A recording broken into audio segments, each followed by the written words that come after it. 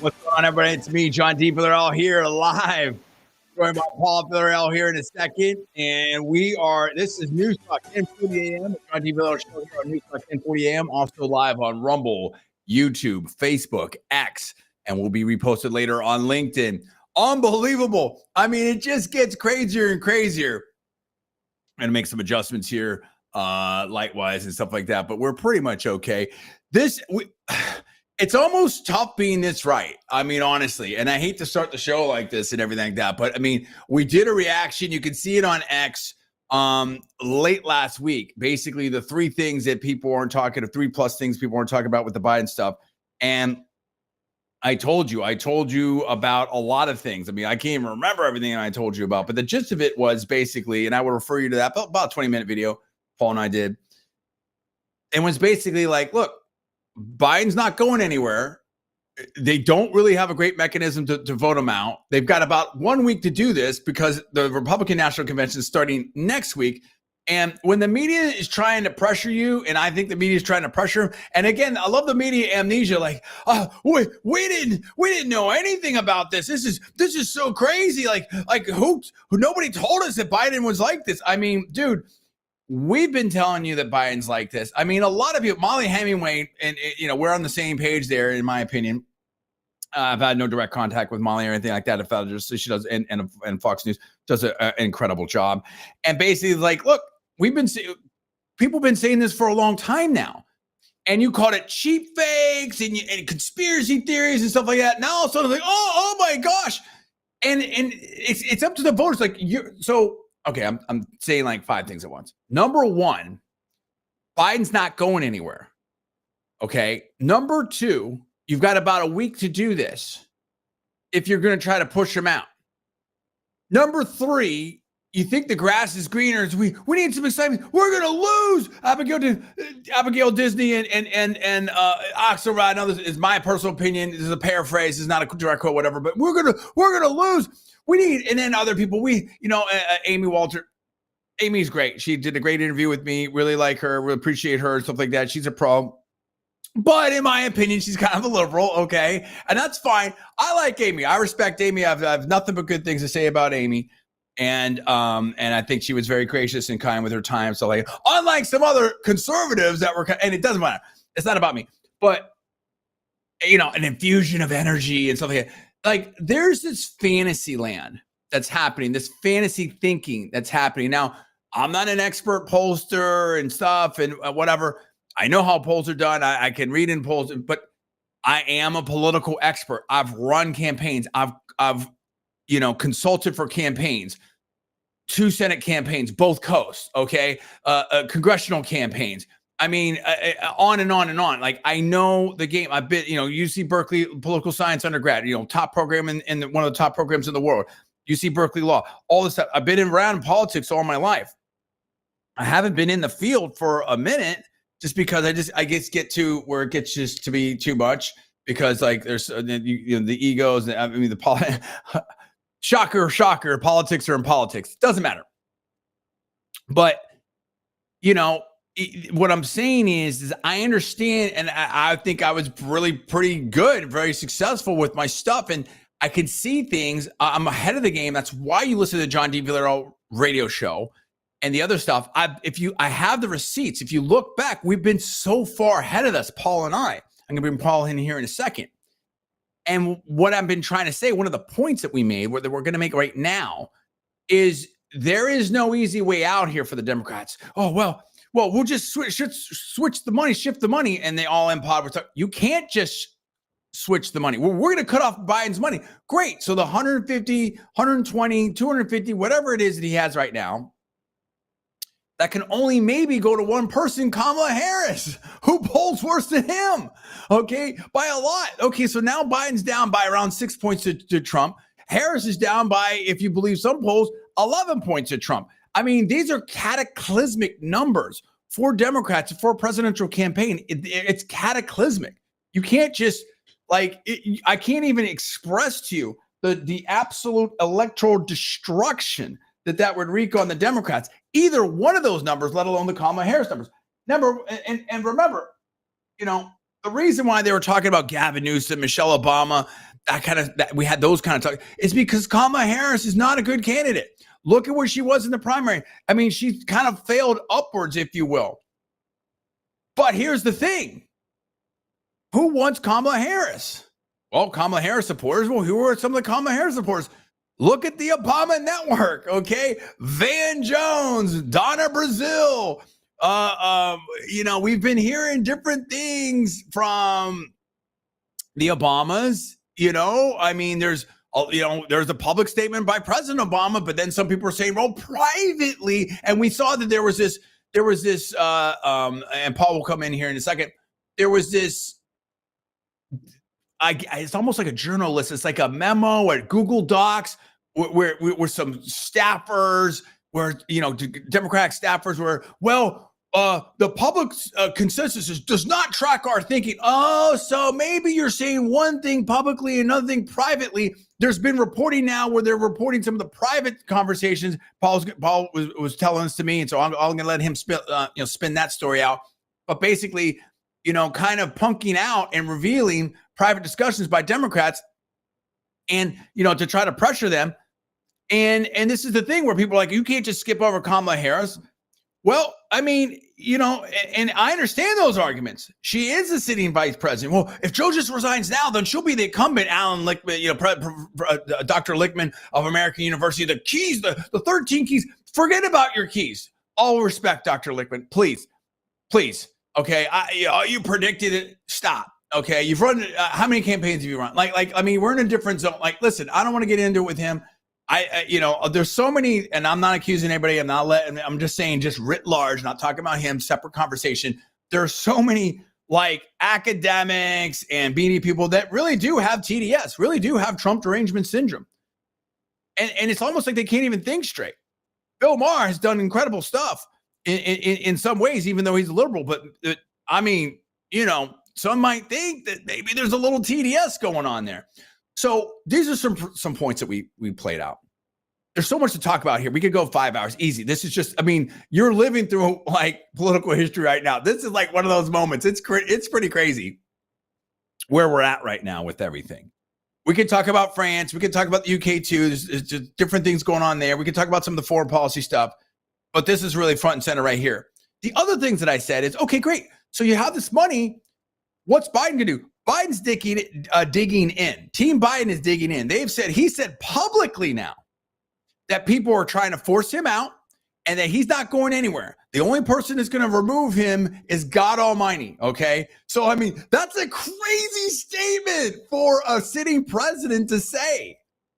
And he's got all these delegates. He's got thousands. Donna Brazile talking about the delegates. And then George Stephanopoulos on This Week. So Donna Brazile goes through all these different scenarios. It's up to the delegates. We're going to listen to the people, but it's up to. Oh, so now you're saying that the voters maybe are you saying that the voters maybe don't matter? But then when George Stephanopoulos, to his credit, put it on Donna Brazile and the panel, what's going to happen is Biden going to be there? Now it was almost, in my opinion, maybe I'm wrong, but my personal opinion, it was almost a pained look from Brazile, and she said something to the effect of, my paraphrase, he's my president and the leader of the free world, stuff like that. Right. All this is just talk. There is no mechanism for forcing him out. And if you do, it's mutual assured political destruction. He might just, take the whole party down with him. So this, all the letter writing, the asymmetric, the AstroTurf, all this Chicago politics, Axelrod's, and in fact, by name, President Biden punked out David Axelrod, former Obama advisor, senior political advisor, Obama campaign person, David Axelrod. President Biden punked him out by name. So now Biden, we talked about this before, Biden is spending $50 million. Before I think he spent $50 million. Listen, if I'm Biden and I don't want to go anywhere, great. You want to try to take this money from me? I'm going to spend it right now. He's like someone that is, maybe retiring. He's going to spend the inheritance. We're going on hey, Joe, we're going on a worldwide trip. Here we go. Rodeo Drive. Let's go. It's just, so that's three. There's more. There's all kinds of stuff we're going to talk about. I want to bring Paul in here right now because, I can keep going. but there's so many things that people weren't talking about this. And you can't beat something with nothing. It all sounds great, but it's not. I mean, they don't want to be this. The Democrats do not want this to be a referendum election on the sitting incumbent. And again, Biden has the same record, if not worse. Sorry, Kamala Harris has the same record, if not worse, than Biden because she was the border czar. Show me a policy initiative that she has spearheaded that has worked or done well, or people think that she's handling great. I mean, it's like Mayor Pete running. I mean, East Palestine, United Airlines. I mean, there's all kinds of different things. And fair or not fair, I'm not saying, there's only so much control that any of these officials have. But the record's the record, right? And again, when you look at the swing states, Michigan, Wisconsin to some extent, Pennsylvania, Georgia, Arizona, where are the wins going to come from anyone that they're trying to switch in there? So then we see things, and the final thing I'll say before I bring Paul in here, we see this other happy talk of a rush primary, a mini primary to make it seem like to get the voters involved, the delegates involved, and Taylor Swift. I mean, it's just crazy talk. It's like they're so addicted to the charismatic leader and some fun and some energy and all this type of stuff. My daughter Janelle is here, so she might pop in. We never know. Okay, it's just ridiculous, and it's all falling apart. If they can't force Biden out now, within the next week, it's over, basically. I mean, the idea that, we're at the convention, it's so exciting, and political reporters, a brokered convention, and they're not it's going to be a fresh candidate and fresh energy, and somehow it's going to win back the supporters, the Gen Z, the minority support that Biden is losing. No. Absolutely not. And what about all the Biden voters that you're going to lose? Again, this is not just like a one-way direction of a pure play where it's all upside. That's a fourth thing that they're not talking about. Anyway, I want to bring Paul in here. So much to talk about. We laid a lot out on the table. You've been doing some great reporting out there, and in an analysis and posting rather on X. You're on the ground in Pennsylvania, a key battleground state. Biden is going full blast. And we talked about this too. One of the things we said is he needs to do a Trump. He needs to just give him the stiff arm, say, I'm president. The status quo benefits him. I don't think so many of these people want to come out publicly, particularly the elite, Democrat leaders. Great. And Biden said that, almost dared him. Come on, take it to the convention. Let's see who's talking about. Is it Michelle Obama? Is it President Obama? Is it David Axelrod? I mean, who wants to remove me? What senior Democrat leaders want to remove me? Let's have that conversation. He is giving them the stiff arm. This is getting really intense, Paul. Where are we at now, and where is it going? Yeah, what's going on, John? Look, here's what's going on. As most of the listeners know, this has been about a 10-day process, igniting with the debate to oust Joe Biden as the nominee from whatever faction of the Democratic Party doesn't want Joe in. Whether they don't think he can win, they want Kamala Harris, they want somebody else to be the nominee, whatever it is. That group of interest has come together forcefully to try to get him out. And that's what we're witnessing right now. As you mentioned, this week, according to many people, is the key week, which is exactly what you said. Why? Next week, Congress is out of session because of the Republican National Convention.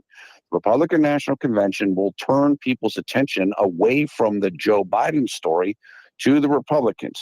And if you are running a pressure campaign, which is what is being done against Joe Biden by whoever it is that wants him out, you must keep up the pressure.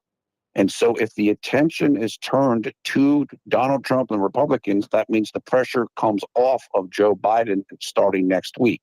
That's why this week is so important. Now, what has happened? Let me just say, you mentioned David Axelrod. David Axelrod, a year ago or so, was coming out and saying that Joe Biden probably shouldn't be the nominee. This is a long time ago, right? Well before the debate.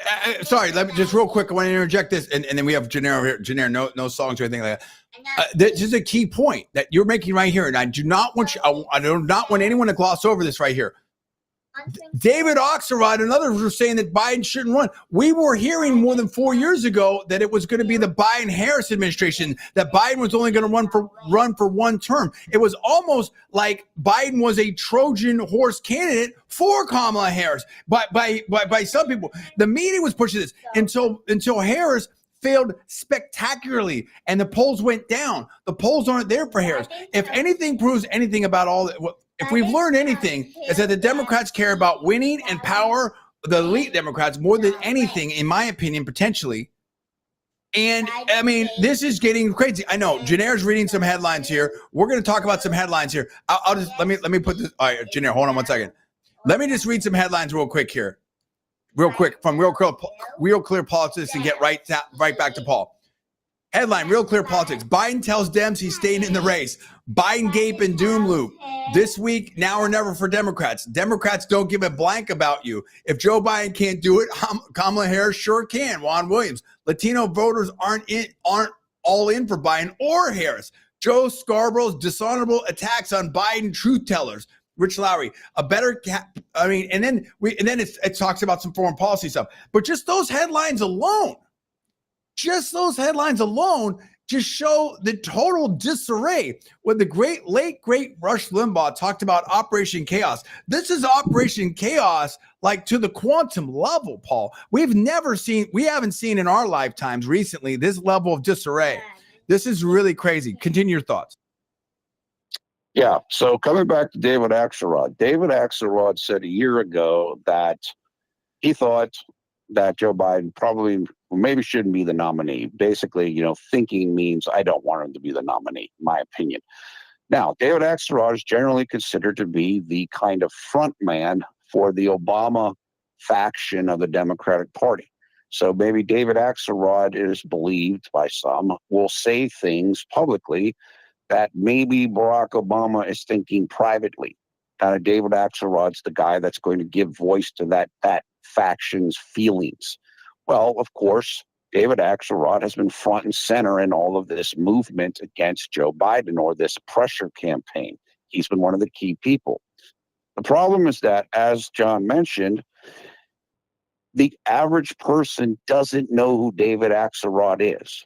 The media knows who he is. The Democratic operative and the Democratic power players know who David Axelrod is. But Joe Biden is the president and David Axelrod isn't. And so that's part of what Biden's strategy is here. Anyway, so this is the backdrop to everything. Looking at this week, it's probably the most important week for both sides, Biden and those who want Biden out. So what did Joe Biden do today? He came out and their team went on offense politically. Joe Biden went on Morning Joe program, which is one of the most watched programs for people on the left. Certainly those that are the influential people on the left. He sent a letter to Congress, to the Democratic members of Congress, basically saying, I'm in, I'm not going anywhere. We need to kind of calm all this rabble down and let's focus on Donald Trump. He had a call with donors today saying the same thing as that. I'm not going anywhere. They just had a White House press briefing. So what the intent was is the Biden camp realized that those who wanted to oust them were going to make a big move this week, or they were going to try to do that. And so what Team Biden said is, no, we're going to preempt your move with our move. We're going to put you on defense. We're not going to be on defense. You're going to be on defense. And because Joe Biden is the president, because he is the incumbent, because he's the person who won the primary with 99% of the delegates, he's in the position to do that. Biden was here in Pennsylvania campaigning yesterday, did a couple of different stops. One of them was in Harrisburg, which isn't far from where I'm at. I did actually on Twitter, I did an assessment of that appearance because I watched it and I put up a video and kind of commented on it. That was the best I've seen Biden look since the debate. And I've watched several events with Biden since the debate. He looked pretty good. He sounded good. And more than anything else, and this is important based upon what his strategy is right now, he was connecting with the kind of common guy. The event was held with John Fetterman, and Jill Biden was there as well, at a union station or a union gathering place. I don't know what it was exactly. So what Probably Joe Union Biden is Hall saying, or something look, like that. That's usually a union hall, yeah. Right? So he was saying something to the effect of, "Look, we've helped and we work with unions and all." And so what part of what Joe Biden did today in these different appearances and letters was say, "You Democrat elites, meaning the donors, these different players like Axelrod, you're trying to push me out, but the common people, the union people, the voters, they're with me." So he's pulling a Biden is Trump move. He's pulling like a populist move. Yeah, And it's a perfect populist move. A populist move, and it's the perfect move because the truth is Joe Biden's appeal and the reason why he was picked is because the common guy does feel comfortable with him. And I thought that that's a brilliant piece of strategy to say, okay, you various donors and whatever, like Abigail, whoever from Disney, if you're going to go to me, you got to go through all of these voters and the union people and the common man. And to that end, and this is the last thing I'll say, it was reported today, I can't remember what outlet we got did one. it. We got It was 1 minute to break. reported You got 1 minute break. Yeah, a Democrat was going to come out, a House Democrat was going to come out against Joe Biden today. Then they realized that the union members in their district and the voters in their district aren't supportive of that, and they stopped.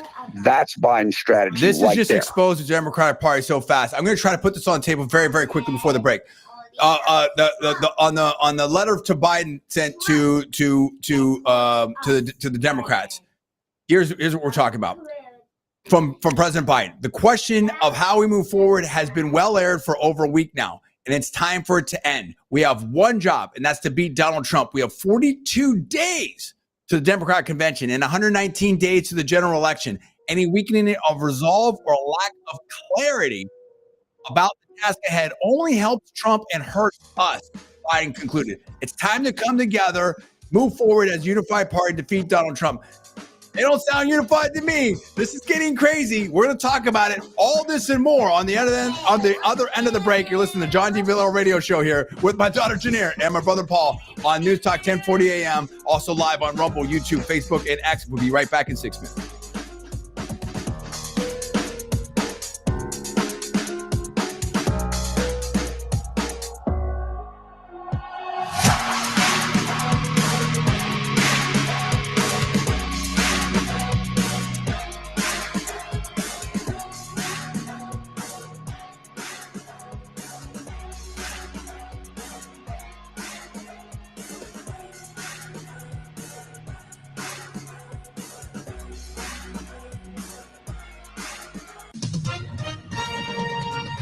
With SRN News, I'm John Scott.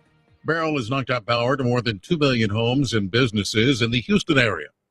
Fast rising water from the hurricane turned tropical storm caused street flooding and prompted rescues. 2 people died after trees fell on them.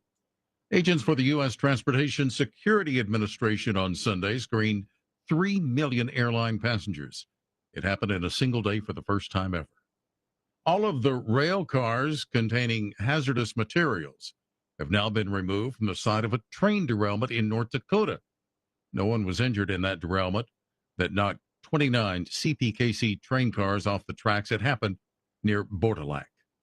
The stocks finishing mixed. The Dow was down 31 points. The Nasdaq gained 51. The S&P 500 was up 5 points. This is SRN News. The words you are about to hear are taken from letters sent in by members of the Trinity Debt Management Program. Dear Trinity, today I'm making my final credit card payment. Before I came to you, I was in a constant state of anxiety and panic, but now there is hope for my family's financial future. Working with Trinity made me understand that I'm not alone. You really do help people. Your kindness will never be forgotten. Without Trinity's support, I would not have achieved my lifelong goal of becoming debt-free. We saved a lot on interest and penalties, of course, but the reward was the gift of human kindness. Trinity has carried me through a very difficult time in my life. You're amazing. I used to feel so anxious and hopeless. Now I feel grace and peace. God bless Trinity as you continue to help others become debt-free. If credit card debt has you down, call Trinity at 1-800-936-5496. That's 1-800-936-5496. Professional. Individuals and News Talk 1040. News, talk, and information. It's a little bit of everything. When you want it. A lot of news. At the top and bottom of every hour. Informative. Everything that's going on. News coverage. Talk about the issues that matter most. You learn about so many different things. People's opinions. They talk about the news. What's going on in the world. Talking about different issues. I like hearing the news. Weather. A lot of news. News you can count on. News Talk 1040. Top of the hour, every hour. Powered by newstalkflorida.com. News Talk 1040, Tampa Bay weather forecast. I'm meteorologist Alan Archer, News Talk 1040, WHPO's Weather Center forecast. All right, so our Doppler weather radar, relatively quiet, but a few widely scattered showers, thunder showers are already starting to develop along the west coast, mainly south of Tampa Bay. Our forecast of partly cloudy skies, along with widely scattered showers and thunder showers anytime, mainly afternoons and evenings on through Wednesday, but the rain chances are less than normal, 25% for this afternoon and early tonight. High 93, low 80. Heat index rises to 110 to 115, so a heat advisory. Tomorrow, not much improvement. 25%, mainly afternoon storm. High 91, heat index to 110. Again at News Talk 1040, WHBO. Investors, how about a 10% steady real estate-backed monthly cash flow? Have you thought about the only one true supply-constrained asset? Real estate. Intelligent and savvy investors need to check out NRIA. NRIA is one of the nation's top specialists and offers 10% annualized monthly payouts with bonuses targeted to 21%. With NRIA, you can obtain steady 10% return monthly payments with bonuses. You can even use your 401k or IRA to invest. NRIA's 15-year track record and $1.2 billion in new construction development backs you. Invest in this hard asset real estate cash flow fund today for 10% monthly payouts and bonuses. Every smart investor should consider this. Call now 800-700-5483. That's 800-700-5483 or visit nria.net. An offer to buy or sell any security is made only by private placement memorandum. Read it first.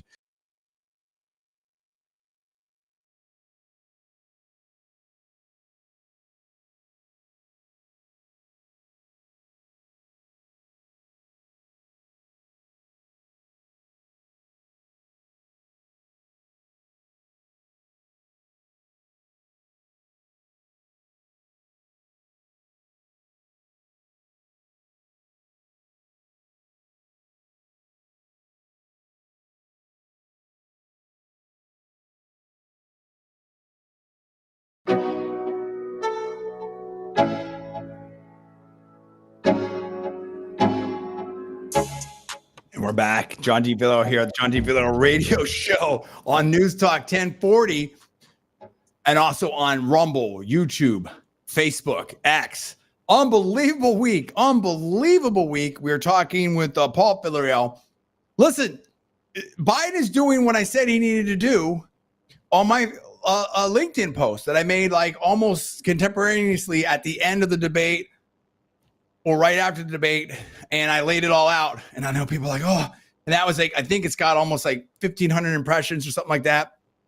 And I spelled all this out before I looked at that stuff. It's almost all come true. That's why I'm the super genius. That's why I'm the political expert. I mean, one of the things, as Paul was saying, that I said that Biden needed to do, and a lot of people started picking up that language, like when you see casting aspersions. One of the, I've said a lot of things like that we know that people follow Paul, people follow me, people follow News Talk 1040. And one of the things I said to do is that Biden needs another speech debate, event, something to course correct immediately. And that's what he's doing. I'll lay out some more of what I said there too. But I mean, he's just really going and dealing with this right now in real time. And again, the issue for the Democrats is they have to take this away from Biden. And there's just no good way to do it. By any stretch of the imagination. We've never seen this before. So Biden has put them in a position right now where they basically have to, he's called their bluff. He's gone, like my friends of the All In Pod, all in. Okay. He's gone all in and called their bluff. And now what are the Democrats going to do? Are we going to see these, there's a shadow campaign for a reason, if you will, quote unquote, because the Democrats don't want to, are we going to have President Biden come out against President Obama, President Obama come out against President Biden publicly? Are we going to see Michelle Obama say that publicly? Are we going to see Hakeem Jeffries say this stuff publicly? I mean, there's a lot of danger in there. And not only just for a lot, but first of all, and again, here we go. This is, I'll refer you to this. This is, let me replay what I said. This is about a week ago, and tell me a week later how prescient some of this stuff is. And just so you know, like, let me share the screen so you can see that this was really happening here. This is what I said, because I know, listen, people are busy out there. You had a holiday weekend, different things happening, whatever. Some people, people come in and out of the show. Maybe it's the first time listening to the show. But this is what I said about a week ago, okay? Right after the debate. And this is like in real time. And I say it right here. Debate was not good for Biden. 2024 election may effectively be over. This could be cataclysmic for the Democrats. It is that big, in my opinion. There will be calls to maybe change candidates. And I think that would be way worse. We're seeing that. What? I mean, remember, put yourself back. Oh, well, John said, put yourself back a week ago. Right. This is right at the end or right after the debate. Who was saying this? Who took that level, that leap? That's why you listen to Paul and myself. And what have we seen? We're talking about Taylor Swift, open primaries, quick primaries, speed dating, Kamala Harris, Gavin Newsom. I mean, all this stuff is Gretchen Whitmer. And what did I say next? Best way is to course correct, and Biden needs another debate, speech, or something ASAP that fixes this, or the race is done. What is Team Biden doing? And to their credit, I mean, come on. Game recognized game. You got to give him credit. Biden is doing exactly what he needs to do. Team Biden is doing what they need to do. And then they go on here, and we'll go fast here. However, this is way more than just the election for the president. This could create massive electoral losses for Democrats. That's why they're flipping out. I expect donors and independents to shift fast. Well, we've seen that. What have we seen with the polls? And what we've definitely heard from the donors, I'm not giving any more money until they change this. And we've seen Ari Emanuel, Abigail Disney. We're seeing a lot of, Katzenberg. We're seeing a lot of different things. Doesn't matter. Democratic Party, it is now in crisis control. No joke. Well, we know that's played out. Look, here's the deal. As Rocky said, the spinoff, and then I go on. I talk about myself and my father. We'll push past that because that's not really. It's a great, great writing there and discussion. I think it's great. I'll refer you to that, but I don't think that we need to get into that right now for the News Talk 1040 audience. We could talk about that. Well, you know what? Why don't I do it? Who cares? Why not? Look, here's the deal. As Rocky said in the spinoff film, Father Time is undefeated. That's a fact. Some over 100-year-olds are amazing, running races, graduating from Stanford, and more. On the other hand, my father died at age 52. At some point, time's up. I was a 4-time national champion, won 3rd place at the Open World Powerlifting Championships in 2004. Those days are done. Oh, yes, they are. I'll never lift those weights again. My last national championship wins were in 2006. I won Best Lifter, Submaster, and my weight age class and walked away with more national titles. But I did so in serious pain and navigating serious injuries. That was it. And I made peace with that then and there. I've never competed since. That decision and some luck and genetics has allowed me to be fairly healthy and functional given how much I lifted and how long I competed at the elite level. Being president is tough physically and mentally, demanding job. People want a leader, especially in tough times. Beyond all partisanship, America has a choice and the Democrats have some major decisions to make. Trump and the GOP won big tonight. It's going to be an interesting 4 months, and that has 1,444 impressions. Okay. Now, here's the thing.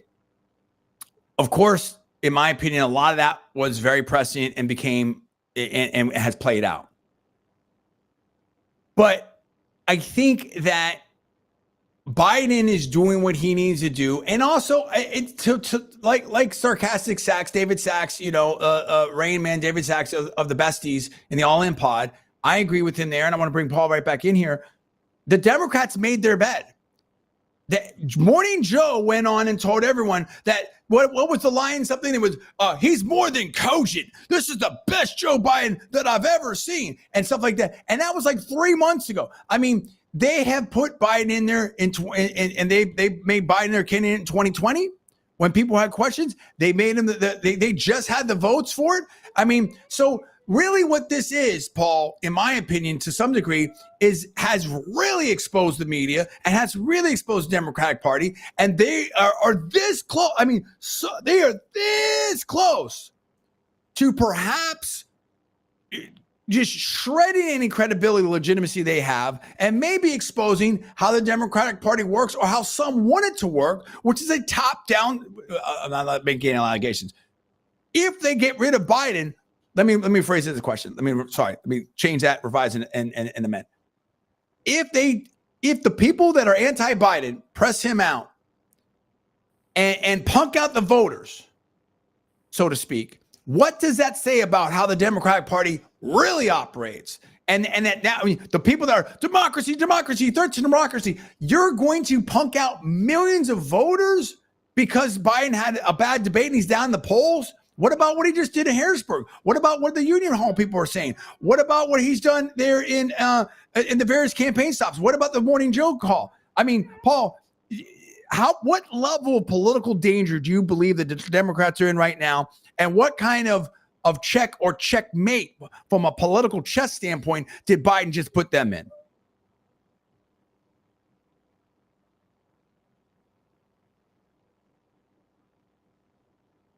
Media, because the media went along with all this. Sorry, Paul, I apologize. The Bluetooth wasn't set up right. Reload that. Start from the beginning.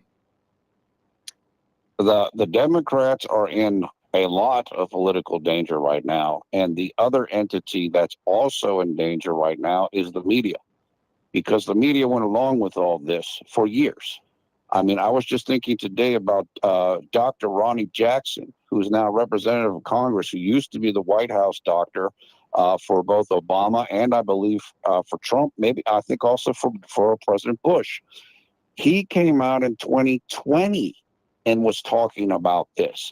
So for years, they've been kind of like, no, everything's great. And of course, just a few weeks ago, we had the whole cheap fakes thing, which was a kind of a campaign to say that when Republicans were posting videos of Biden possibly struggling a little bit to remember a name or something like this, that was reported as those are edited videos. Those are fake videos. Of course, most of them. 100%. Let me just put this in here and just buttress your point, support your point. This is the administration that had I'm losing the title here for a second. Secretary Lloyd Austin, okay? Secretary of Defense, I believe, Lloyd Austin, who went to Walter Reed, kind of didn't tell everybody, right? And that ran the basement campaign in 2020, and the media let him get away with it. So, Paul, yes, I mean, so some people would agree with you that there's a history here of maybe not the most transparency, maybe not the media press to them. Maybe we've seen this before from this administration. I didn't want to interrupt you, but I want to put those points on the table to support your point. Go ahead. Yeah, so what is happening now, the way that the media is dealing with this and the way that the Democrat Party is dealing with this to try to kind of cover their tracks, so to speak, the media is presenting it as the Biden people weren't honest with us. They fooled us about all of this. Look, I think that's a fairly laughable assertion, but that's what they're going with. And the Democrat establishment is saying, instead of trying to counter the narrative of the Democrats are in disarray, which they clearly are, they are instead saying, look, we're not like MAGA, who's stuck with Trump whenever he got convicted or got impeached. We're the responsible ones because we're assessing whether Biden should stay in the race after the debate. So that's how they're trying to portray all of this. Are people buying it? I don't think they are buying it, and including their own constituents.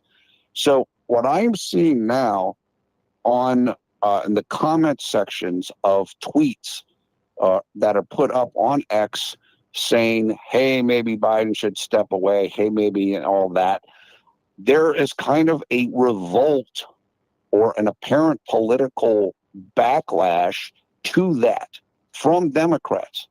Like, I remember reading one comment in particular that was, look, I went myself, knocked door to door for Joe Biden.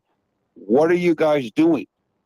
So you kind of, when you run a pressure campaign like what has been done since the debate against Joe Biden from within the Democratic Party, as we said earlier, there's a certain window of time you have to make your sale. And if you do not make your sale within that, then people start coming back against you. That's what is beginning to happen. And of course, President Biden and his team is feeding that backlash with comments like, I don't care what the elites think. The voters voted for me in the primary and you're going against them. So one of the things that Molly Hemingway said, I believe, if I remember right, this is on Media Buzz, Howard Kurtz's show on Fox, that, because they pressed him, Howard's up, and you could see Howard's face like, oh, said that the media should resign, or at least all the White House reporters should resign, because either you were in on it too, and again, the Watergate analogy, media, what did you know and when did you know it? Same thing with elite Democrats, same thing with that have dealt with Biden, same thing with other people. In fact, Kevin McCarthy, former Speaker McCarthy, was saying that too. Like, look, we knew that we could get one over on Biden. If you jarred him, got him off his nose, so you could out negotiate him, things like that. So what Molly Hemingway's saying is either you were in on a potential cover-up, media, White House media, the Jim Acostas of the world, or former Jim Acosta, whoever it is now. I don't know whoever's up there now. Or you're so bad at your job, you're basically not serving the American people. Like, why are you White House anything? And I mean, this whole thing and I also heard that one of the radio hosts that just interviewed Biden and revealed that they got the questions in advance, I thought one of them got fired or I don't know what. I mean, I don't know the report. I may be wrong, but somehow that they may no longer be in that job. But this is nothing new either. We've heard about this. We've seen pictures of it. And the right wing, the conspiracy. It's like we've seen where there was like a chart or something at the White House podium where KJP talks and stuff like that, where it was like, oh, here's the question, or call on this person, and they have a picture and stuff like that. So I mean, like this is nothing new. And the press was all cool about going along with it while Biden was up. Now it's different. Now that he's losing, oh my gosh. And again, that's what I said. Again, I was ahead of the game there.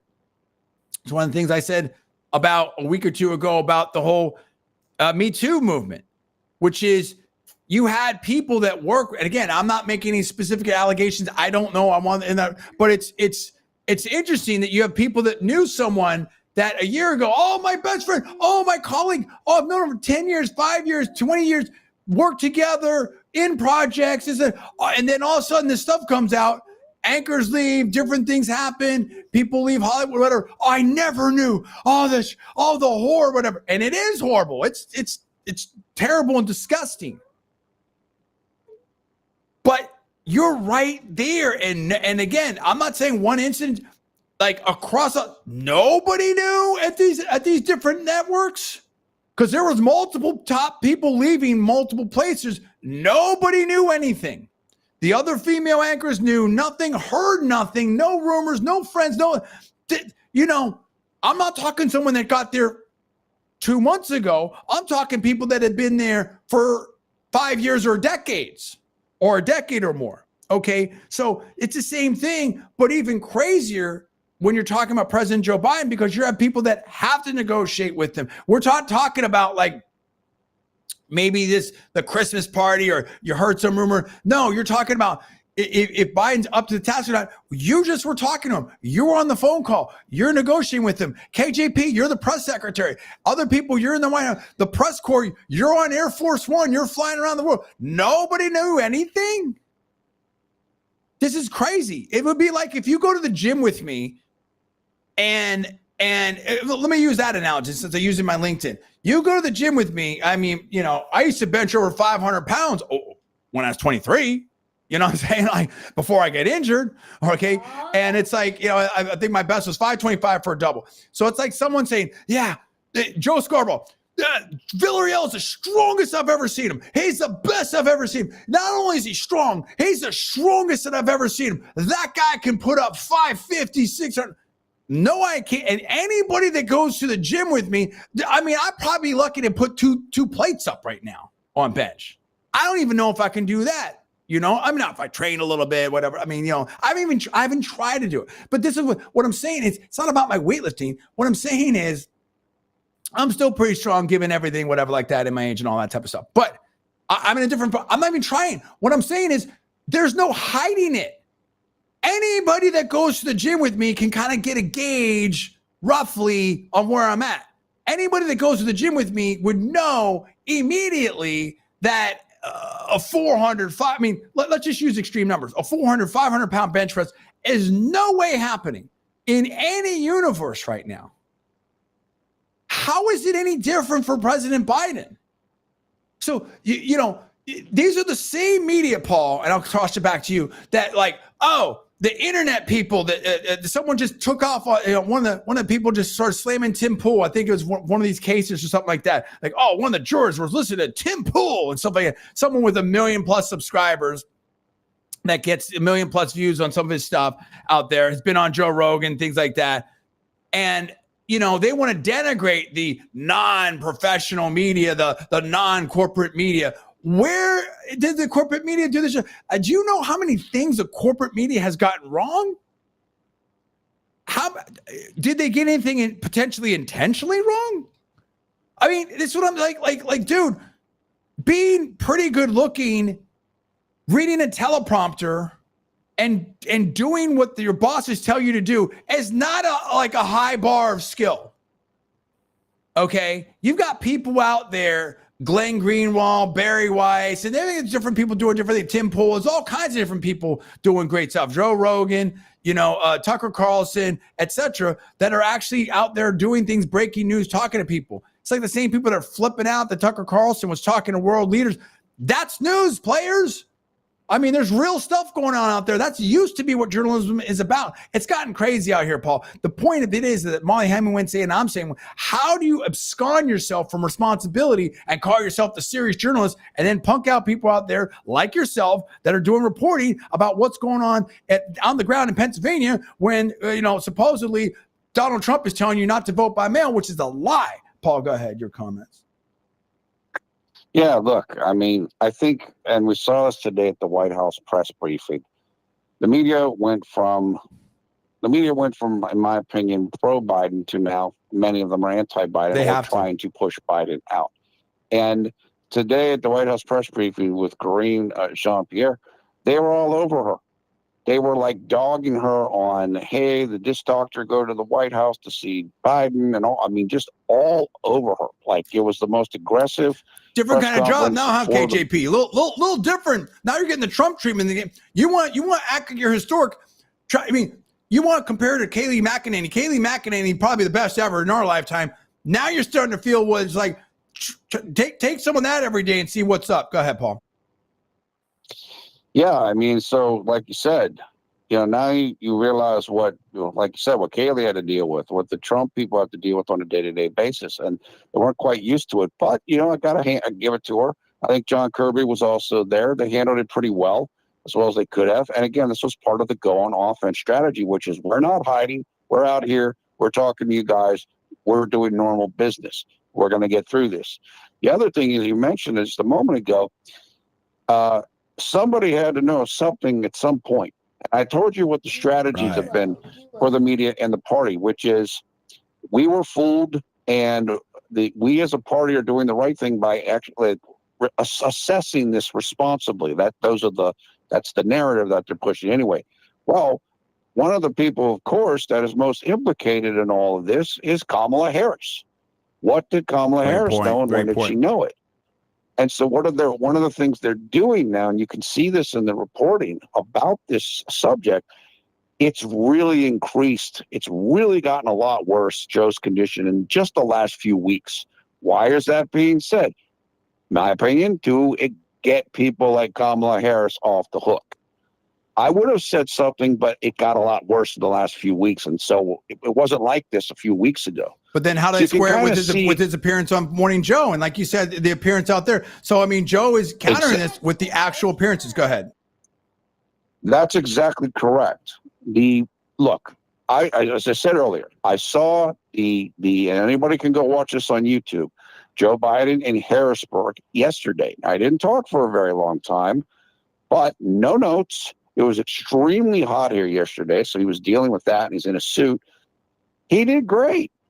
He didn't make any mistakes. There were no particular gaffes. His voice didn't go all soft like it did at the debate or even with Stephanopoulos. No loss of concentration, nothing. He looked totally fine. Now, I guess he's an elderly man, and he's not quite what he used to be, but his mind was very clear and very sharp. As you said, how do you remove somebody like that? The answer is, in my opinion, you don't. That's right. It's unbelievable. Look, we're up against the break here.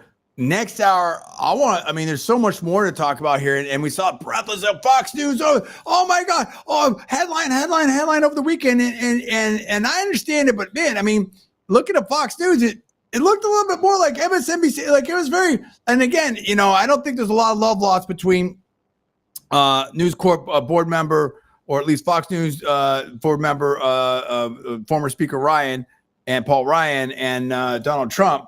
But I mean, it's just, this is interesting. I mean, to me, this is more Donald Trump. This has become, Biden has done a very interesting play. Someone said this, and I want to give credit to them. I can't remember who said it, but he went from the most insider 50-year career in Washington, Senator Joe, Vice President Joe, President Joe, to the insurgent outsider.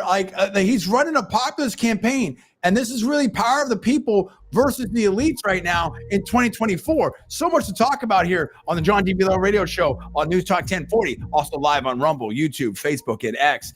With Paul Villarreal and my daughter Junior in the background here. We'll be right back in 6 minutes for the 5 o'clock hour.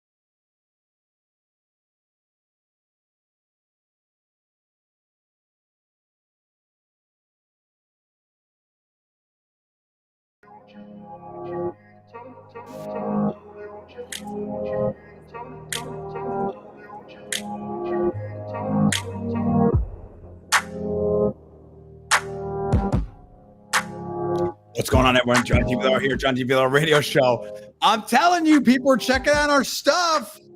I'm just telling you. I don't know. Well, let me revise that. People might be checking out our stuff, or great minds think alike. Who knows? I can't prove anything, but it's just very interesting here. We're talking about President Biden. We're talking about this is a John D. Villar Radio Show here on Newstalk 1040 all over the greater Tampa Bay area. It is Monday, July 8th. 5:07 p.m. Happy Monday. Hope you had a great holiday weekend, great 4th of July weekend. And now I want you to have fun here on the John D. Villar Radio Show. We're talking about the news of the week, the news of the day. President Biden, is he in? Is he out? It looks like he's in. I talked about, I'll reload it right here. Well, first of all, we just got this from David Axelrod. And it's very crazy here. And let me just see this. Let me just do a couple things right here. I'm just going to have to mute this for a second, just temporarily while I show this, and make sure there's no mishaps. And then we've got here, we see it. Ex-Obama. Let me move this here. Hold on a second. Ex-Obama advisor says Biden can't be, quote unquote, father time and is not winning this race. Now, we're talking about David Axelrod here. Now, that's very, very odd, right? I mean, that's an odd type of thing right there. Where have we heard that before? Can't beat father time. It's so weird. And let's go. I think we need to go back very quickly to, my LinkedIn post. That's why I posted my LinkedIn post. What did I say in my LinkedIn post? Okay. All right. I mean, what did I post on my LinkedIn post? All right, we went over it. We went over it on my LinkedIn post. That's what I said. That's why I said the thing about Rocky and everything like that. Can't beat father time. Okay, we said that, and that's not my line. That's from Rocky. That's why I said it. Let's go back to it. Here we go. There we go. So we've got it right here. Huh? And again, this is a week ago. Look, here's the deal. As quote unquote Rocky said in the spinoff film, Father Time is undefeated. That's a fact. And we went on to talk about different things, blah, blah. I don't want to reload that what we said last. Very interesting. When I tell you people are checking out our stuff, and I don't know, I can't make any allegations. That saying's been out there. But maybe he heard it from someone who said it, who heard it from me, or it's the 6 degrees of separation from Kevin Bacon type of deal. Who knows? I do know that Paul Stuff's been picked. I do know I'm followed by a lot of people on LinkedIn, a lot of people and out there on YouTube. And I know that Paul is followed by a lot of people on X, and our stuff's been picked up. But regardless, whether we keep great minds think alike, however it happened, immaterial. The point is that that's why you listen to the show. We are way ahead of the game. Way ahead of the game. I'll throw this out here. Last thing, I want to bring Paul right back in here. We have so much to talk about. This is crazy. It's crazy. And so now Biden calls in a morning Joe. We talked about that. And we've laid it out over the last hour.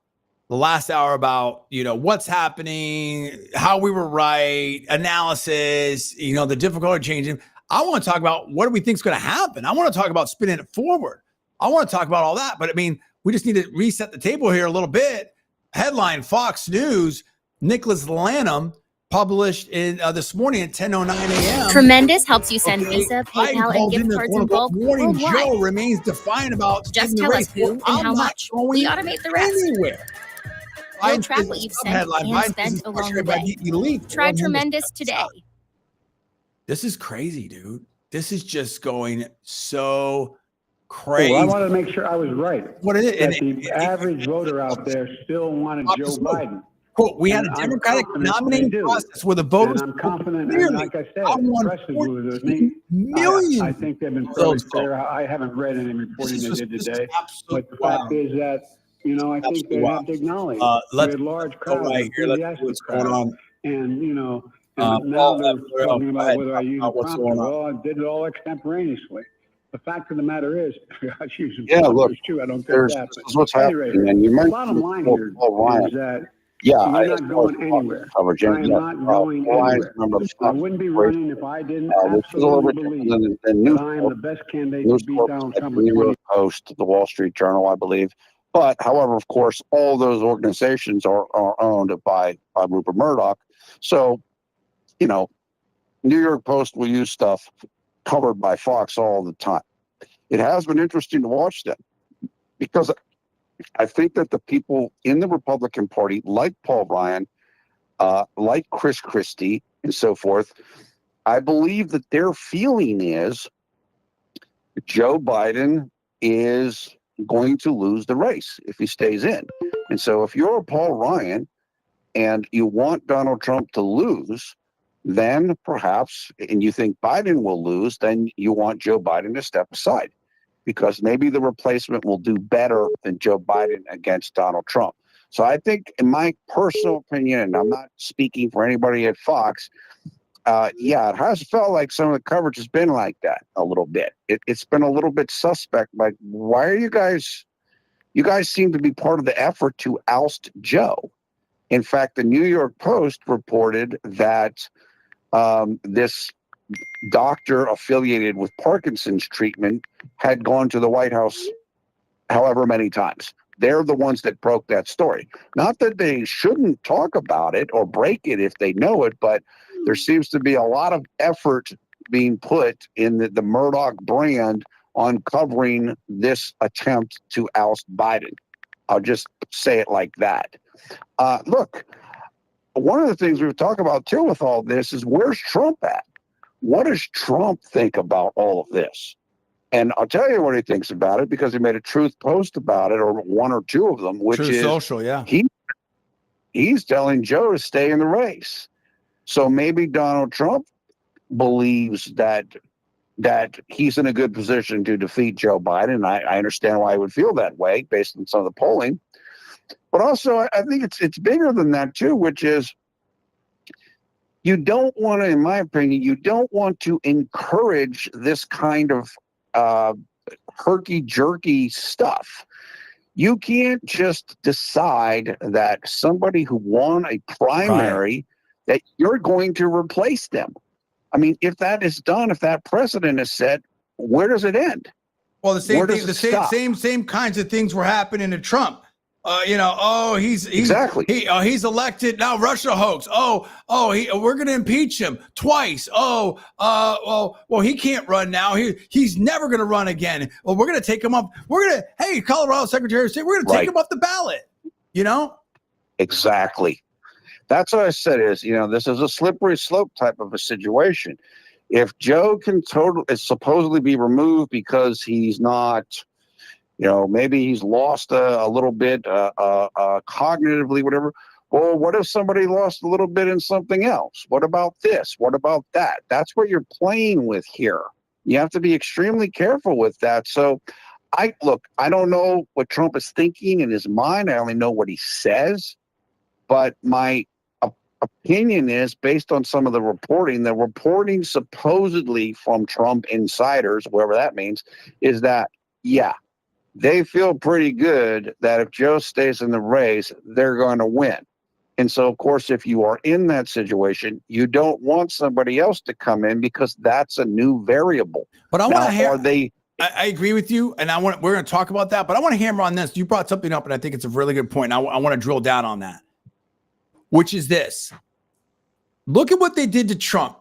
And there are so many Republicans that were buying into, and in fact, it was openly said, well, I know this is crazy, but this is Donald Trump, right? In fact, in some of these, potentially, some would say lawfare situations, well, this is Donald Trump. We need to reopen the statute of limitations for 1 year, and then pass this thing for 1 year, and then close it up again. And there's all these weird, crazy hoops people are jumping through because of the existential threat of Donald Trump.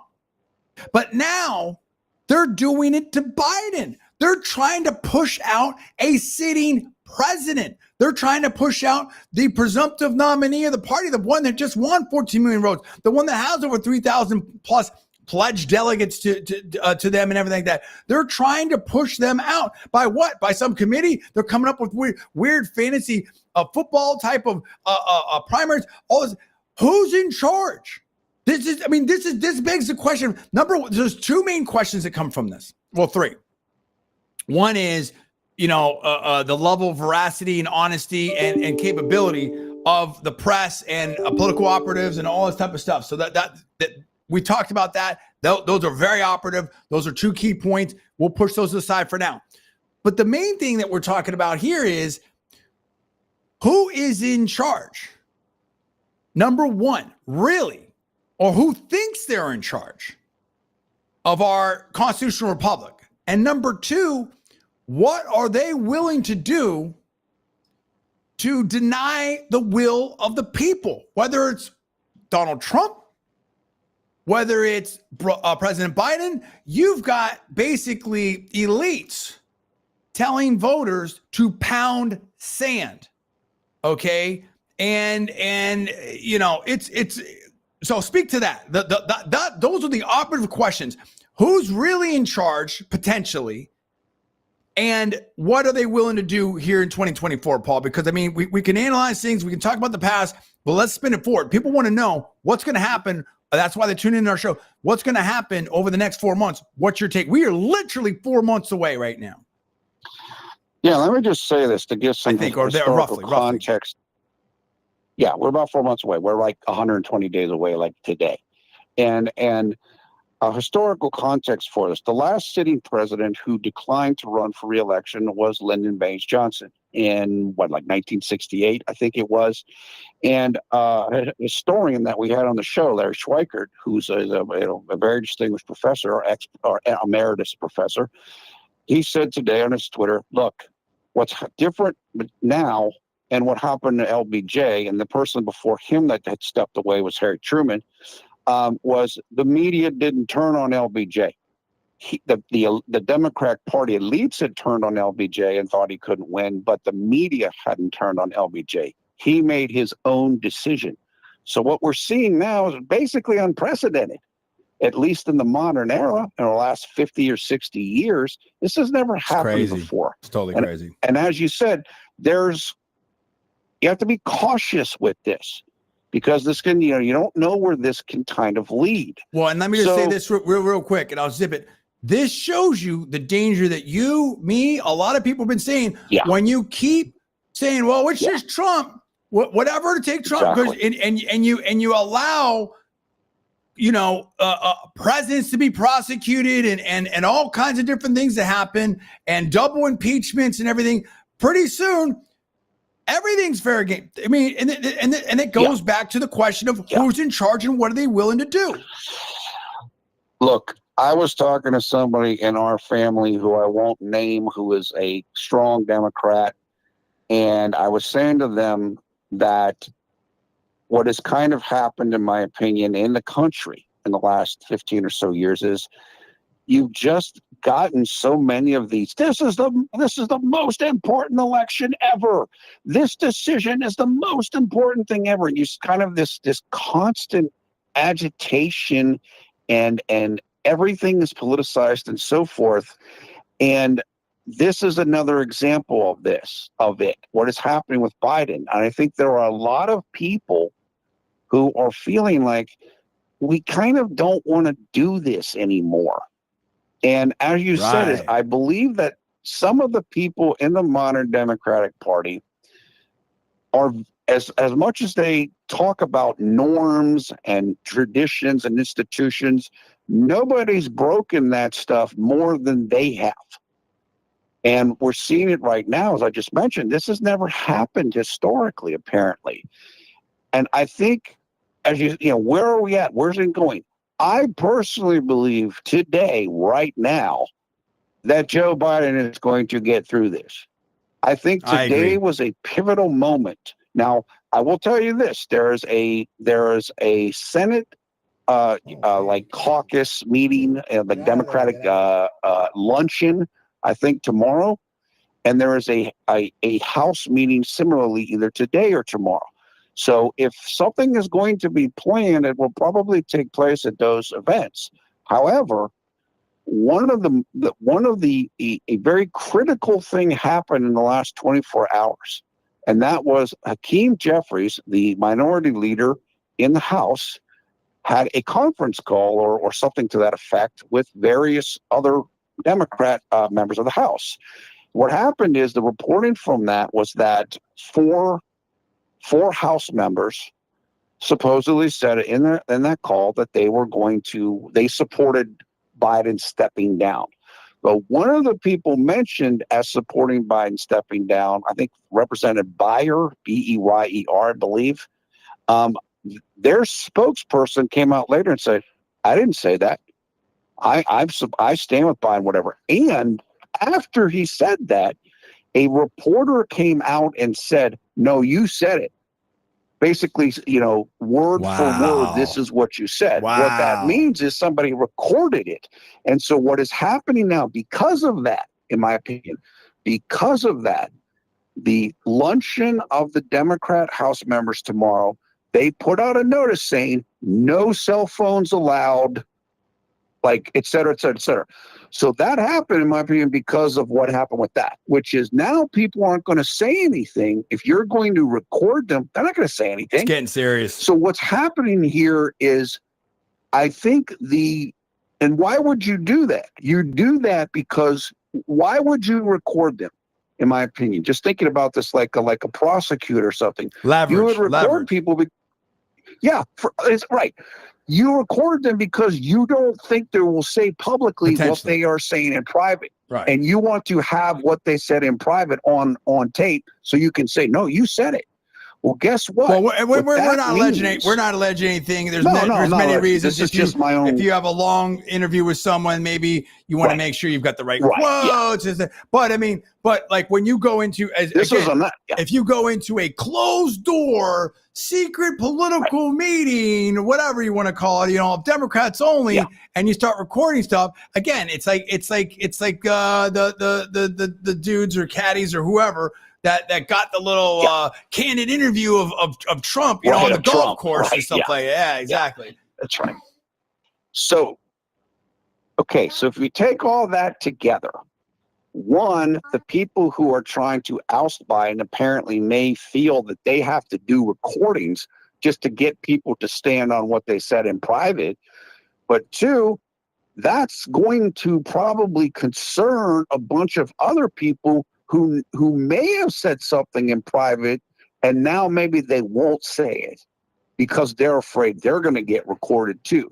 So what is happening here, in my opinion, is that the tug of war between those who want Biden to stay and those who want Biden to leave, the people that are wanting to leave, they're starting to lose. They're starting to lose the contest. Yes. If you have to go to things like that, you're not winning. And that's what I think is starting to happen here. And that's what I'm starting to see the tea leaves here looking like Biden might make it through this. I think Biden is probably going to make it through this. I think he's doing it. Oh, sorry. I've got a little daughter here, a 6-year-old who likes to play radio host and also likes to steal my socks. Okay, now she's going to copy me. Oh my gosh. I tell you right now, I feel like Arnold Schwarzenegger in that Mr. Mom or whatever that was, or is that Hulk Hogan? Who knows? I don't know. Anyway, I agree. I'm going to need to toss it back to you for a second here, Paul. I think we're in that zone. But look, I don't think Biden's going anywhere. I don't think, just like Janelle, I don't think Biden's going anywhere.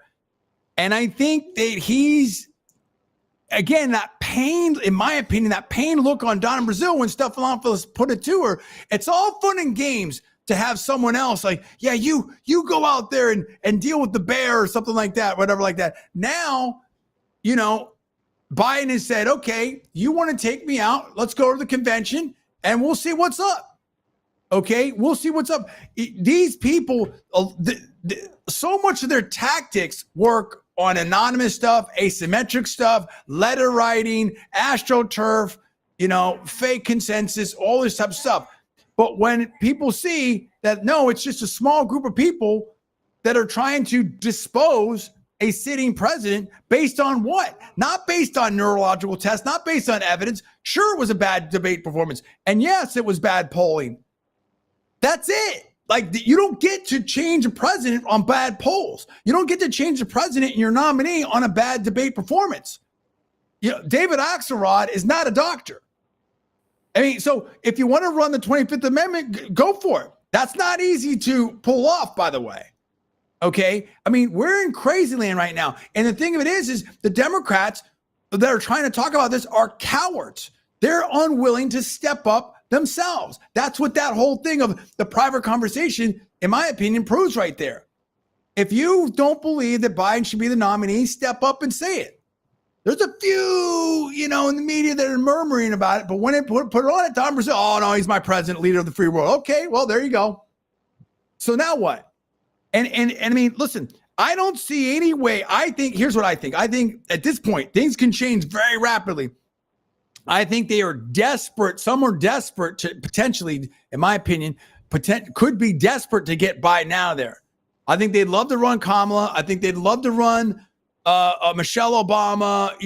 They want to run a younger, fresher, identity-based campaign. They want to do the Taylor Swift. They want the charisma. They want all that stuff. So none of that stuff works with Joe.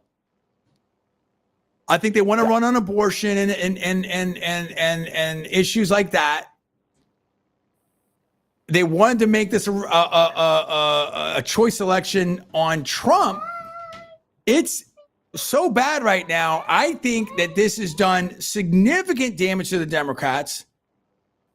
And I don't think there's any easy way out of this. And I think the only decent way out of this is to just this is a head fake. We're just kidding and go and fully back Biden right now. Barring that, I think this could be a disaster for the Democrats. A disaster. The idea that you're going to replace Joe with person X and it's going to somehow be better, I'm very skeptical of that. Paul, we have 1 minute. Go ahead.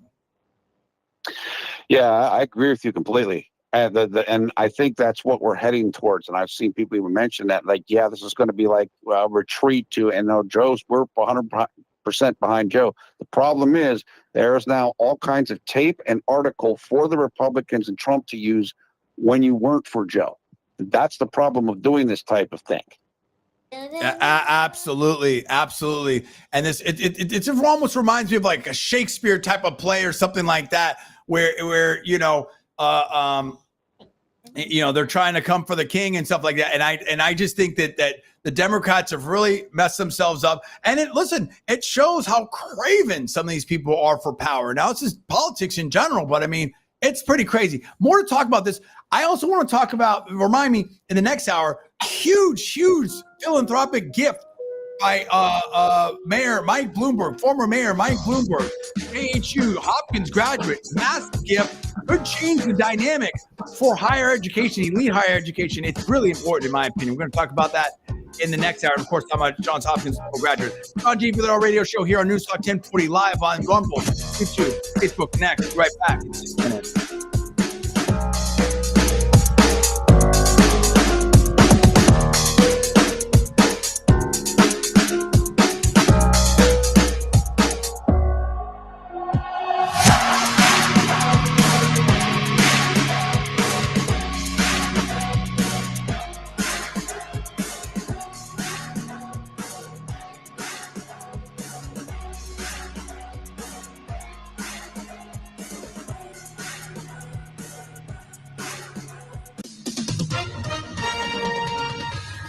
SRN News. I'm Keith Peters reporting Tropical Storm Beryl was unleashing heavy rains and powerful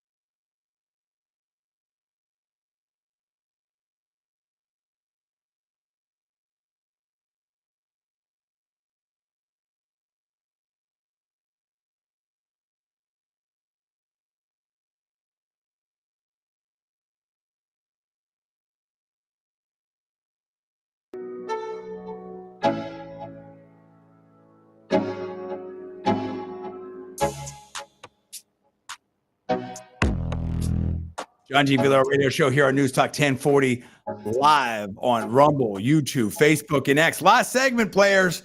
It's July 8th, 5:34 p.m. here, joined by Paul Villarreal and occasionally my daughter, Janine Villarreal, who I've got to babysit for. Mom's at work. I know. And she thinks a better host. Listen, we're talking about Biden, President Biden, and what's going on, what we think is going to happen. And I also want to talk about this big gift from Mike Bloomberg to Johns Hopkins. He's already given $1 billion. He gave over $1 billion again. Huge story. We're going to talk about that, but I want to wind down on the Biden stuff right here. Paul, we spun it forward. I think this is it. This is the week that they have it. I think what Biden's doing is he's running out the clock. He's making it almost impossible for them to oust him. You know, there's all kinds of different conspiracy theories and fantasy football, stuff like that. I think if they don't get Biden out this week, he's not going. I also think that this is doing a lot of damage to the Democrats, period. I don't think there's any great alternative to Biden. I think he's using the money as well. He's stepped himself closer to Shapiro, the governor from Pennsylvania, and Vice President Kamala Harris. Because again, if Biden says you have to be out there, what are you going to do? So I think it just shows the lack of options. And in fact, I think this also weakens the anti-Biden team. And I think if it could potentially expose major rifts and fissures in the Democratic Party. It's not all one big happy family over there in the Democrats. And I mean, it also is a kind of a struggle for the control of the party, win, lose, or draw in November. Your thoughts on that? Yeah, I agree with that a lot. I definitely think there is a control struggle going on. Let me just first say, I agree also. I think this is the critical week. And right now, so far today, Biden is winning, in my opinion. Now, again, we'll see what goes on with these luncheons and stuff for the congressional Democrats, but they're going to have to make a very big move. And right now, I don't see how that's going to happen, but we'll see. As far as control of the party, I think a big part of why all of this is happening is for control purposes. Whose party is it going to be? Is it going to be the party of maybe the more leftward group, represented perhaps by the Obamas and their allies? Or is it going to go more towards the centrist version of the party, which, of course, we recently saw in the primary election with Jamal Bowman of the Squad, who lost? And that is, I think, is what is happening here. I said during the podcast we did recently that a man who wrote a book about Kamala Harris, Charlie Sperling, who is a reporter for the Daily Mail, was told by Democrat sources that the person who put Kamala Harris on the ticket with Joe Biden was Barack Obama himself. So then it would make sense, if you want to continue your influence in the party for Barack Obama, maybe the best way to do that is to have your proxy be the nominee, whether they win or lose. Because as we saw after 2016, when Hillary Clinton lost, who was the face of the resistance? Barack Obama was. So even if Kamala Harris lost the election, if she is the nominee, then yeah, maybe the power or the control or the center of the party stays with that group or the people that are behind her. Whereas I think if Joe Biden is the nominee, win or lose, maybe it shifts. And of course, I think that there are some people from that faction, maybe the Chicago faction I refer to them as, that don't want to give up the reins.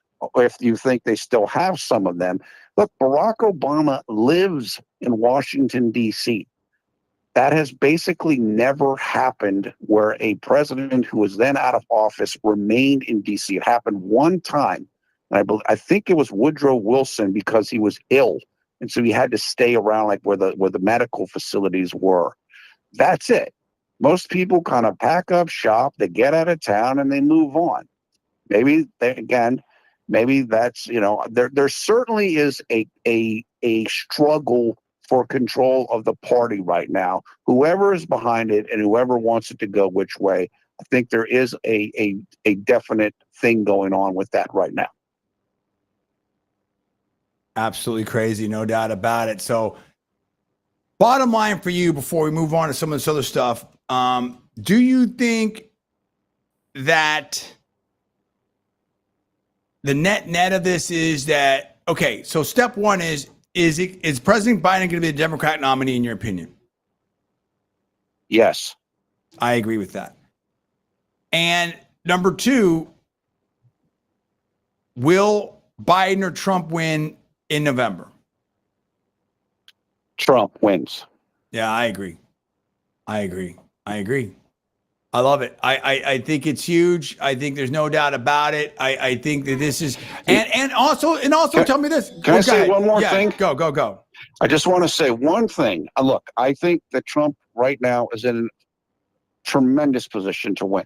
I only want to add one little caveat to that, though. We talked about this before the show. There is a push on this little group known as Project 2025 that Trump had to come out and disavow this past week. It's basically supposedly the 2025 agenda of President Trump, but it is not associated with him. He is not, they don't speak for him. And that's basically what the campaign said. However, there are some feeling in political circles, and this is why Trump came out and disavowed them, that the left is playing that group up and that it's hurting Trump. And I heard somebody say, that's a fairly reputable person, say, look, I went and talked to a normal, a normie, as they call it, just a normal person that doesn't pay a lot of attention to politics. And I asked them, how do you feel right now about the election? They said, I'm not really comfortable with Biden, but I don't want to vote for Trump because Project 2025 stuff scares me. Well, here's the thing. So even though I hear you, I feel like everything is good for Trump, but just it's not a done deal yet. No, not okay. Two things. Nothing's a done deal. Obviously, we got a lot of stuff. Obviously, if they're talking about switching Biden up and all the stuff that's happened with Trump, I'm sure we're going to see many more surprises, and who knows to what extent. And other people said, the anti-Trump, forces, if you will, are going to do whatever. But, I don't know what you just said right there. I have no idea what Project 2025 is. I have no knowledge of it. We're not endorsing anything like that on the John D. Villarreal radio show here or on any stuff. I have no idea what this is. And this is what I constantly hate is they the same thing. And who did that? Who was someone just crushed someone for trying to do that, saying, oh, this person does this, so that makes it. And I can't remember who it was. They just absolutely destroyed this leftist for trying to do this. They're always picking out these different extremes. As Trump says, no one speaks for him but him. You know what I mean? That's it. I have no idea what the heck that is, who said it, what it means, neither do you, what's in it, or anything else like that. Are they going to try some weird October surprises, dirty tricks, whatever? Nothing. I don't know. Nothing would surprise me. And so, we're not endorsing that. We don't even know what's in it. No. Nobody knows what somebody knows, but I don't know what's in it. So I don't want to talk about all that. So what I will say is this. Right now, I think that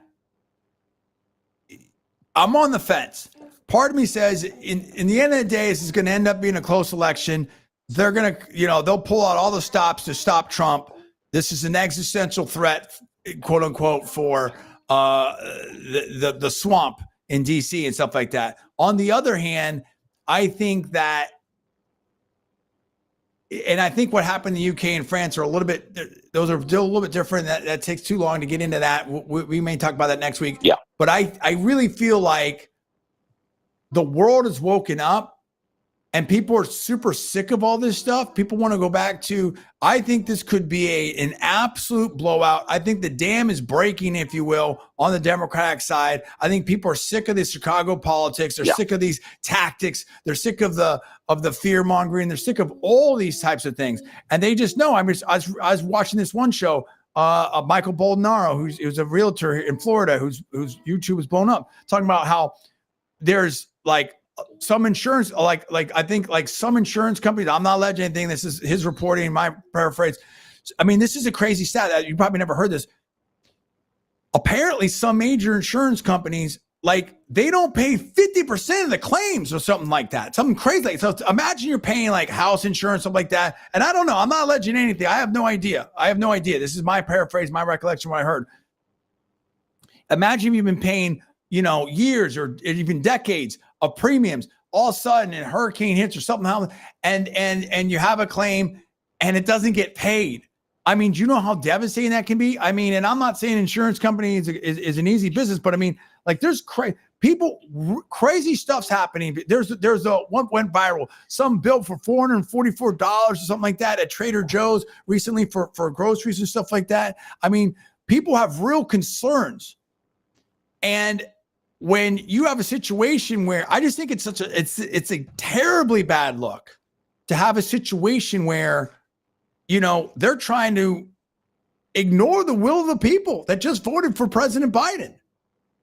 And I think that the Democrats are in major political danger here, that they thought that we need to dump Biden. And it just shows you some people, as Sachs has said, and I've said that there's coalitions in the Democratic Party that don't really naturally align. It's all about power. It's all about power. And there's some people that maybe aren't as socially adept, or there's just different things that are like power is there everything. And it's what Rush Limbaugh says, that, Rush Limbaugh would say that DC's Hollywood for ugly people. So I'm not saying that. I'm just, that was what Limbaugh said. And so they're so, and we see it on both sides. People that just can't and won't retire. Just everything, power is everything to them. And it's like, and this is sort of the problem when you just think that everything is about you, or everything's about, this life or whatever. If you don't, if you don't believe in God, if you don't have religion, if you don't have a strong family base, if you don't believe in, the founding principles of America or whatever it is, I don't know. I'm not alleging anything, but I'm just saying like there's bigger things, dude. And the funny thing is you can think back. I was thinking about this for some reason, and I'm not gonna be able to make this into as using the common parlance now, a cogent argument, or not, or just a thought process. But you could think back into like ancient Greek times or Babylonia or whatever. Like at that time, the king or the cave people, like whoever was chief of the tribe, they thought they were like king of the world, and whatever problems they had, where Roman Empire, the Gauls invading or whatever, was the biggest problem ever. And this is the bill, or the volcano of Pompeii was the end of the world, or whatever it is. And the reality is that life goes on. Like different things happen, life goes on.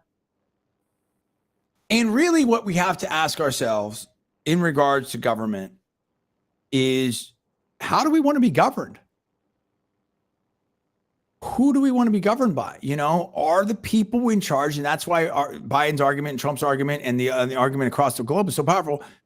Are the people in charge, or are a super elite, 0.01% donors, leaders, dictator, whoever, Communist Party, I don't know, are they in charge? And how do we want to work this stuff out? Do elections matter?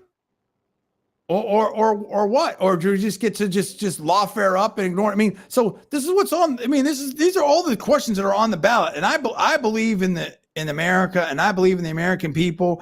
And I think that, thank goodness for people like Elon Musk and X and Rumble and YouTube's doing. But I mean, having social media out there and having these conversations is very important. And we're going to see.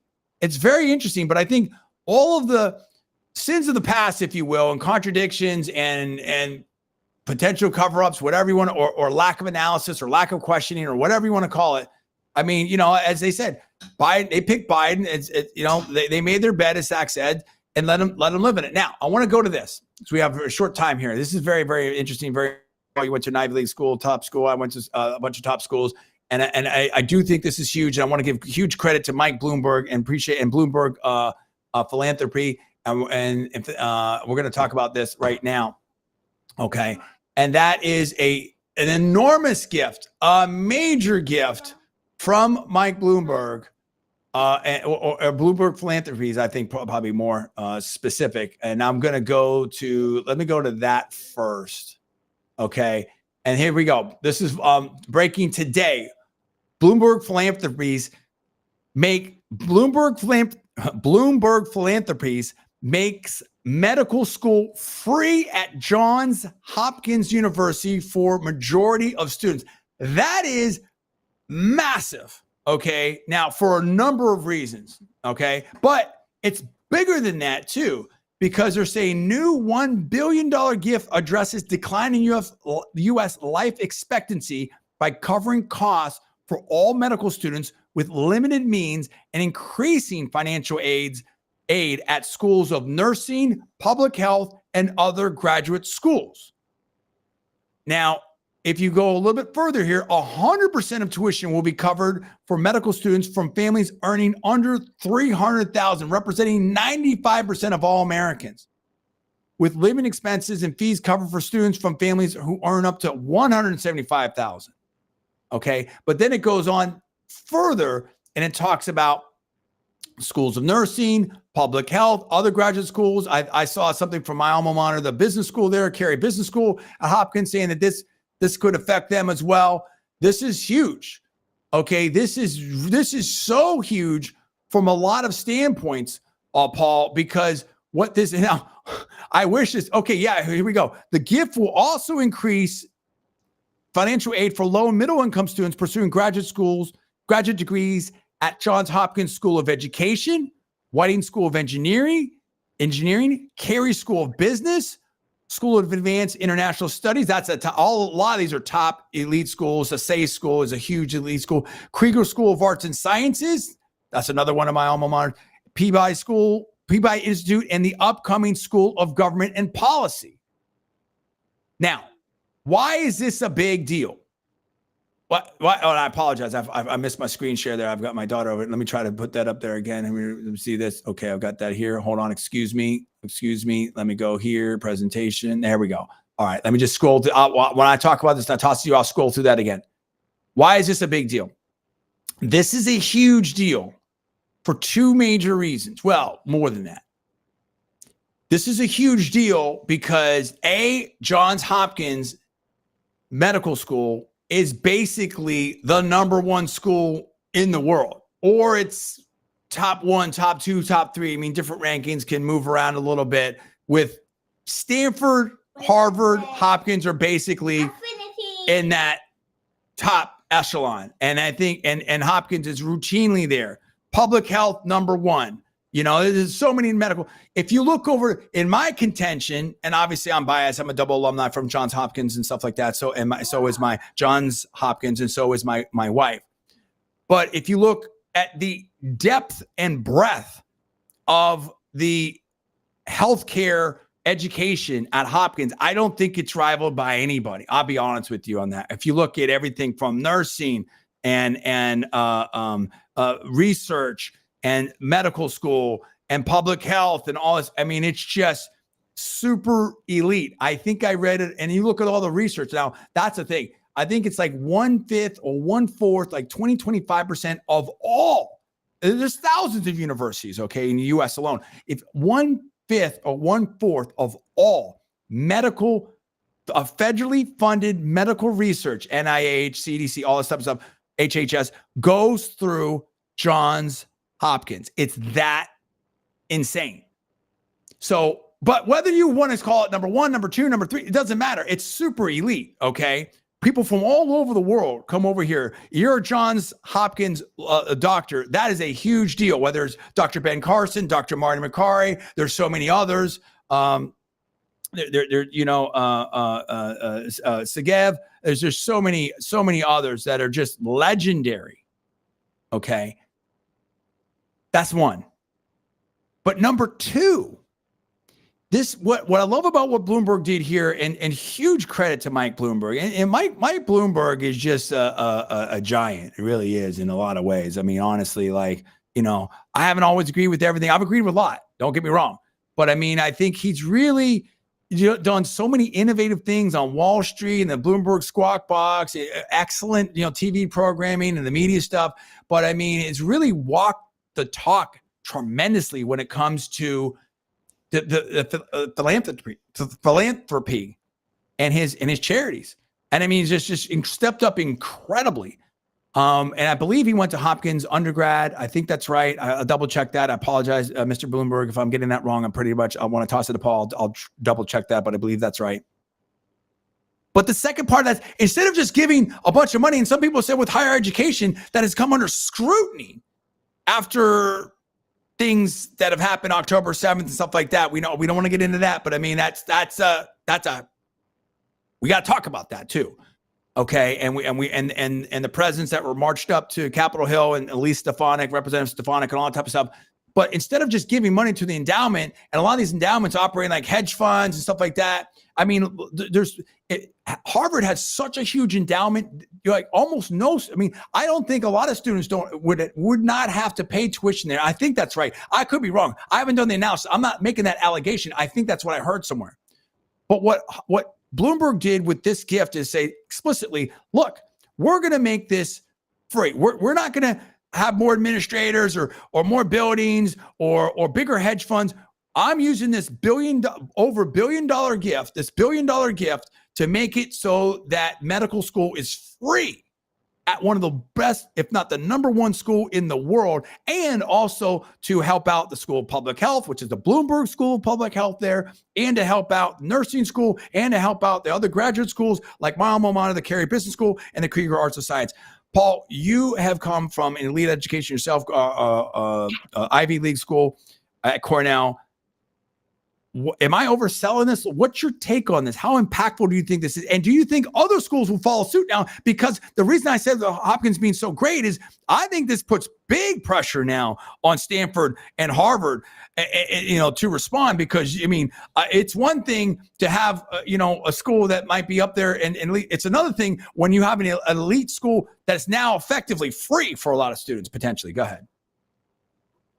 I think it's huge. I think that this could change things. We know the level of endowments that'll easily do some of this if they wanted to do it. And the one thing I will say that I think is really impactful given the current political climate is this is the way that you should do it rather than having Joe Biden canceling people's loans. Do it on the front end rather than the back end. I agree. This is big. So here we go, Mike Bloomberg. And it's very interesting. I don't know what he's done for Harvard. This is according to Wikipedia, and take it for what it is. I have no reason to disbelieve it. I'm sure it's quite accurate. He has a Bachelor of Science from Johns Hopkins University and an MBA from Harvard University. And that is a huge deal. I mean, this is a big deal. Mike Bloomberg, unbelievable, has stepped up so much and really has was former mayor of New York, has done so many different things, has been in the room with Democrats and Republicans. I mean, just a big deal right here. I think this is a big deal. What's your take on Eagle Scout? Look at it. He was an Eagle Scout. This guy, Mike Bloomberg, he's just doing it. He's doing it, dude. He's doing it. There's no doubt about it. What do you think that Harvard and Stanford and some others will respond? What's your take on that? I don't know, but I hope they do, because like I said, these institutions have gigantic endowments and they can at least do some of this. If you're not going to do it for everybody, you certainly could do it for a certain percentage of the people. So I definitely think it's worth looking into, and I hope they do. I hope they do too. And I agree with you, helping on the front end. I'm just sad because my wife and I missed this by about 3 or 4 years. It would have been nice to have some of this available to us and stuff like that. But it doesn't matter. You know what? It's great that this is available for other people. So cheers. Go Blue Jays. Thank you, Mr. Bloomberg, Mayor Mike out there. This is a huge, Hopkins, fellow Hopkins alum. Huge gift to the school. A big deal, and I think this is a great thing to invest in education. This is what we should do. Education is important to help out people out there. It means test it, but make it available out there. And this is a huge boost to Hopkins in medical education. I hope other people follow suit as well. Hey, it's been a great week. Great show here. Appreciate Paul. Appreciate my engineer. Appreciate the News Talk 1040 audience out there. Have a great week. It's going to be interesting. We'll see you next week. Stay blessed. Take care now.